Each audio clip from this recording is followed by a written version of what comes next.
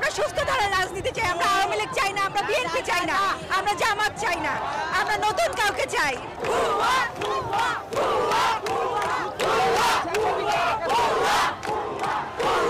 অনেক বেশি ভালো, অনেক বেশি ভালো, অনেক বেশি ভালো। বাঙালি ৭১-এর মতো আবারও প্রমাণ করলো কোনো অন্যায় তারা সহ্য করে না।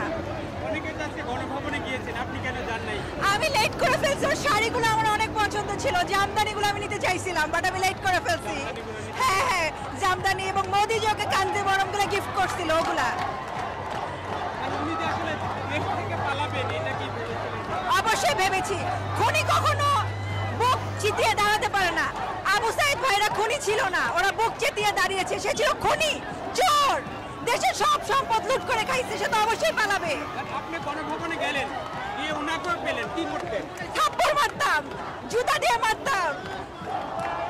এখন মারতে না পেরে কষ্ট লাগতেছে। ভবিষ্যতে আওয়ামী লীগের রাজনীতি এই দেশে থাকবে? আমরা আওয়ামী লীগ চাই না, আমরা বিএনপি চাই না, আমরা আর ওরকম নোংরা রাজনীতি চাই না।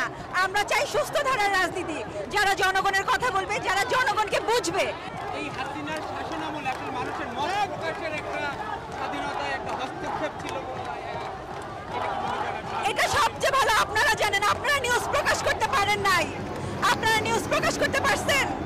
বলেন, আপনারা নিউজ প্রকাশ করতে পারেন নাই। হাসিনার আমলে যে মানুষের কথা বলার বাক স্বাধীনতা ছিল না, এটার সবচেয়ে বড় উদাহরণ হচ্ছে আমাদের সাংবাদিক ভাইরা, আমাদের টেলিভিশন চ্যানেলগুলা, যেখানে আমাদের ভাইরা মরতেছিল, আমরা দেখতেছিলাম বাতাবি লেবুর ফলন। এটার ইয়ে হচ্ছে আপনারা, উদাহরণ হচ্ছেন আপনারা। এক আপু আমাকে বলছিল যে উনাকে আর হাসিনা বলবেন না, খুনি হাসিনা। ওরে খুনি হাসিনা, খুনি হাসিনা, খুনি হাসিনা, খুনি হাসিনা। আজকে গণভবনে যেতেন, উনাকে পাইতেন, কি করতেন?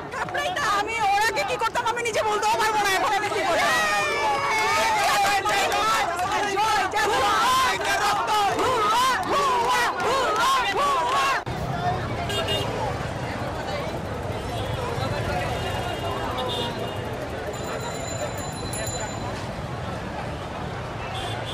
তুমি এত খুশি কেন বলো?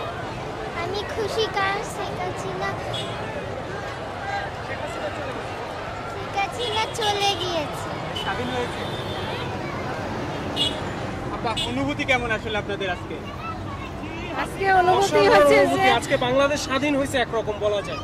ছাত্ররা আবার বাংলাদেশকে দেখিয়ে দিয়েছে যে ছাত্ররা পারে বাংলাদেশ স্বাধীন করতে। বারবার ইতিহাস সৃষ্টি করেছে ছাত্ররা, এক 52-তে, 171-এ, আর এই 24-এ।